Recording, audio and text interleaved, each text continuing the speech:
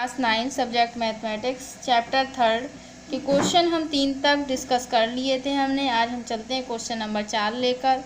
Question number 4 है, निम्नलिखित प्रश्नों में से प्रत्येक प्रश्न का उत्तर दीजिए। नंबर 1, कार्तीय तल में किसी बिंदु की स्थिति निर्धारित करने वाली क्षैतिज और ऊर्ध्वाधर रेखाओं के क्या नाम हैं। देखिए, क्षैतिज रेखा और ऊर्ध्वाधर रेखा जो थी हमारी एक्स अक्ष और वाई अक्ष, दो रेखाएं थी। कौन कौन सी थी? एक्स अक्ष और वाई अक्ष। सेकंड वाला क्वेश्चन देखते हैं। सेकंड क्वेश्चन है हमारा, इन दो रेखाओं से बने तल के प्रत्येक भाग के नाम बताइए।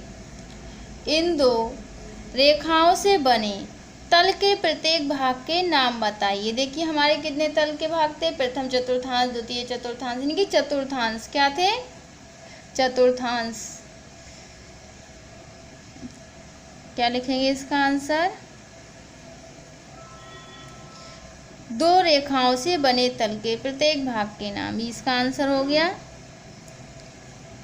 ये देखते हैं हम थर्ड वाला, कह रहा उस बिंदु का नाम बताइए जहां ये दो रेखाएं प्रतिच्छेद करती हैं। देखिए, जब ये दो रेखाएं एक दूसरे को प्रतिच्छेद करती थी तो ये वाला बिंदु क्या कहलाता था? मूल बिंदु। क्या कहलाता था? मूल बिंदु। देखिएगा, इस प्रकार हम देख लेते हैं। जैसे ये हमने आपके लिए अक्ष ये बताया था, ये एक्स अक्ष, ये एक्स डैश अक्ष होता है, ये वाई और ये वाई डैश। कह रहा था क्वेश्चन में, कह रहा है कि उस बिंदु का नाम बताइए जहां ये दो रेखाएं प्रतिच्छेद करती हैं। ये दोनों रेखाएं एक दूसरे को काटती हैं। इस बिंदु को हम क्या कहते हैं? मूल बिंदु। क्या कहते हैं? इसी का नाम हमसे पूछा था इस क्वेश्चन में। इस प्रकार देखिए, ये 4 क्वेश्चन हमारा जो है वो कंप्लीट हुआ। अब हम चलते हैं 5 क्वेश्चन की तरफ। देखिए, क्वेश्चन नंबर 5 है हमारा, आकृति देखकर निम्नलिखित को लिखिए। बी के निर्देशांक, सी के निर्देशांक, निर्देशांक की पहचाना गया बिंदु, इनके बिंदु एच का भुज, एक्स अक्ष को हम भुज कहते हैं, वाई अक्ष को क्या कहते हैं? कोटि। बिंदु एल के निर्देशांक, बिंदु एम के निर्देशांक। देखिए, हमें एक चित्र दिया है इस क्वेश्चन में। देखिए, चित्र हमारा ये है इस प्रकार। पहला वाला पार्ट देखिए, ये क्या है? बी के निर्देशांक। अब हम देख लेते हैं बी हमारा ये है। देखिए, हमने बताया था पहले हम एक्स अक्ष के बिंदु लिखते हैं, फिर वाई अक्ष के। तो यहाँ पे ये -5 है, -5, और वाई अक्ष पे कितना है? 2। बी के निर्देशांक कितने होगा? -5, 2। पहले हम सभी के निकाल लेते हैं। एल के कितने होंगे? देखो, एल हमारा ये है, ये एक्स अक्ष पे तो चला नहीं है कुछ भी, वाई अक्ष पे कितना चला है? 5, यानी कि एक्स अक्ष का पहले 0 और वाई अक्ष का 5। इसी प्रकार हम इस एम के देख लेते हैं। एक्स अक्ष पे -3 है ये, वाई अक्ष पे देखिए ये एम कुछ चला नहीं है तो 0। अब देखते हैं हम इस एक्स के, एक्स अक्ष पे कितना? -5 और वाई अक्ष पे कितना? -3। इसी प्रकार ई के एक्स अक्ष पे -3 और वाई अक्ष पे -5। इसी प्रकार डी पे एक्स अक्ष पे कितना है? 6 और वाई अक्ष पे कितना है? ये 2।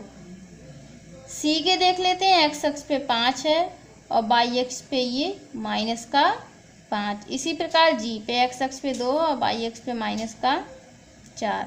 अब देखिए, लगभग हमारे सभी के पार्ट निकल चुके हैं। हम देखते हैं अब बी के निर्देशांक कितने आए हमारे? -5, 2। बिंदु सी के निर्देशांक, सी के देख लेते हैं कितने हैं हमारे इधर? 5, -5। कितने हैं सी के? 5, -5। -3, -5। ये किसके आए हैं? ई के। किसके आए हैं ये? ई बिंदु है ये। 2, -4। 2, -4 देखते हैं, जी के हैं। किसके हैं? जी के। इसका आंसर क्या आएगा? जी। इस प्रकार बिंदु डी का भुज, भुज एक्स अक्ष को कहते हैं और वाई अक्ष कोटि को कहते हैं। भुज पूछ रहा है तो एक्स का कितना? 6, इसका आएगा 6। एच की कोटि, एच कहाँ पे? देखिए, एच हमारा ये कोटि वाई को कहते हैं, तो इसका आंसर कितना आएगा? -3। इसी प्रकार बिंदु एल के निर्देशांक पूछ रहा है हमसे। एल किधर है? एल के 0, 5 आएगा ये।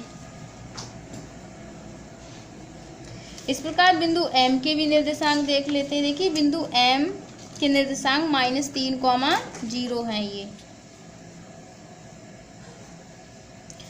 इस प्रकार देखिए ये हमारा क्वेश्चन नंबर 5 भी कंप्लीट हुआ।